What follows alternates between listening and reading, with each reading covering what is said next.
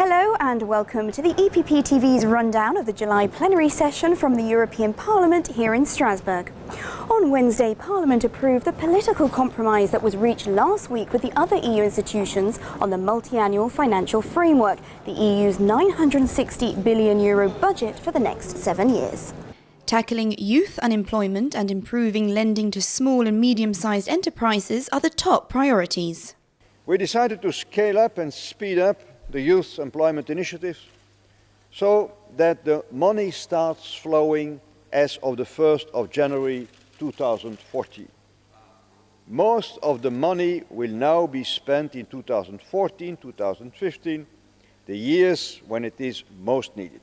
We made a clear link between this Youth Employment Initiative and the Youth Guarantee to ensure that within 4 months of leaving school or becoming unemployed, every young person gets a good offer for a job, education or training.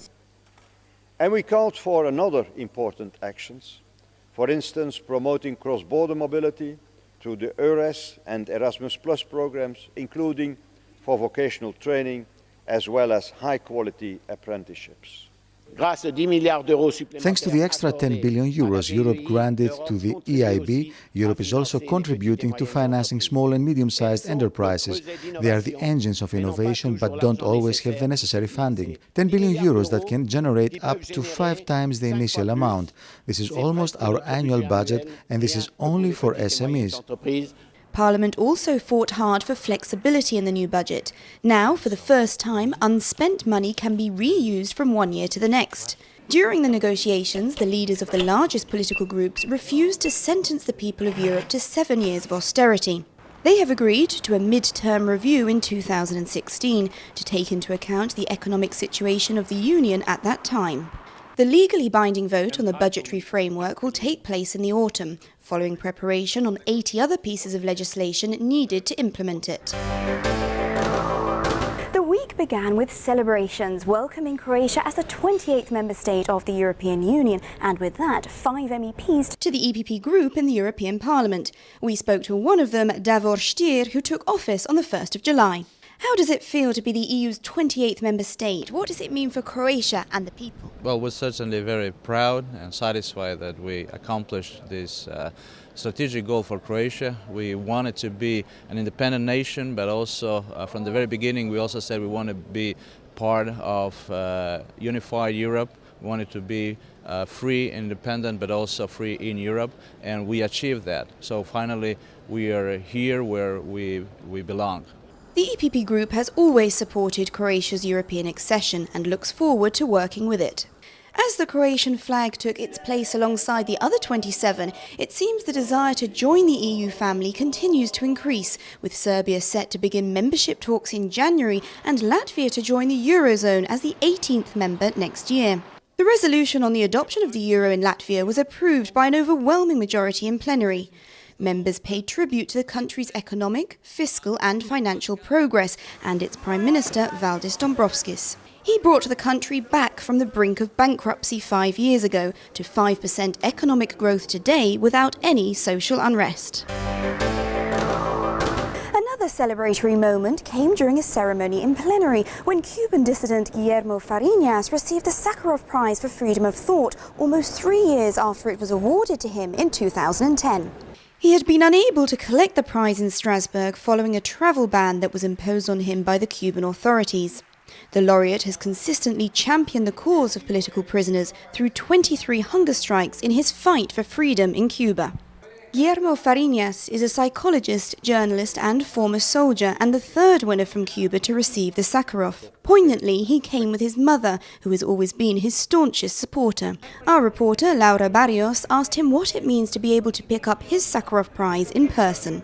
Lo primero, decir que no esperaba en tan poco tiempo poder estar aquí. A veces llegué a pensar que este premio lo iba a recoger mi hija u otro familiar mío, porque en cualquier momento nos pueden matar, asesinar, como ha ocurrido con otros premios Sakharov, como lo dije en mi discurso de hoy. Creo que es un compromiso a tratar de ser mejor y a tratar de llevar la democracia lo más rápido a Cuba, sin derramamiento de sangre. ¿Y es usted optimista respecto al futuro de Cuba?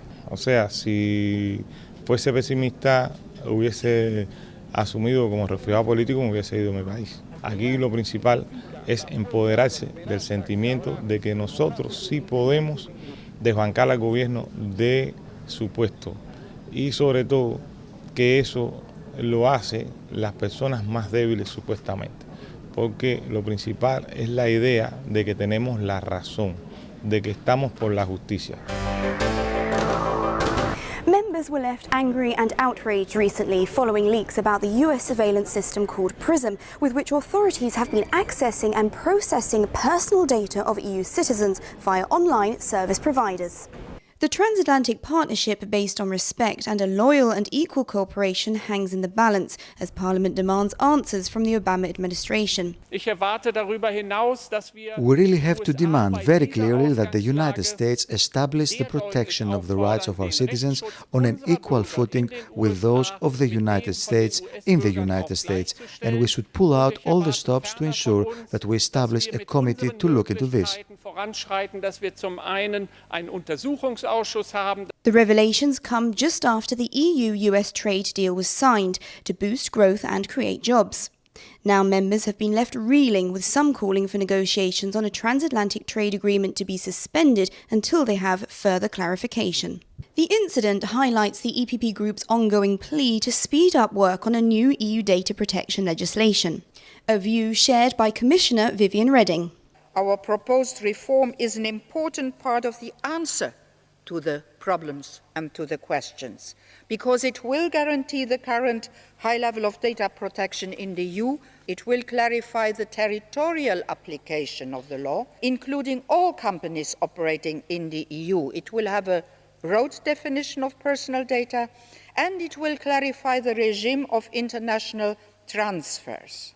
It will impose obligations and responsibilities on processors as well as on controllers of data. Coincidentally, new rules to prevent cyber attacks and boost judicial cooperation were due to be approved by Parliament this week. The report, drawn up by Monica Hohlmeier, was adopted and underlines the need for a single framework for penalties and sentences. EU countries are now required to respond to urgent requests for help within 8 hours. And as the last plenary session before the summer break came to an end, the EPP group commended Taoiseach Enda Kenny and Minister for European Affairs Lucinda Creighton for a successful Irish presidency of the EU. During the last 6 months, it managed to progress 80 legislative measures and reached a final agreement on the Common Agricultural Policy and the Common Fisheries Policy. We'll be back in September for more news on the activities of the largest political group in the European Parliament. Until then, take care and thank you for watching.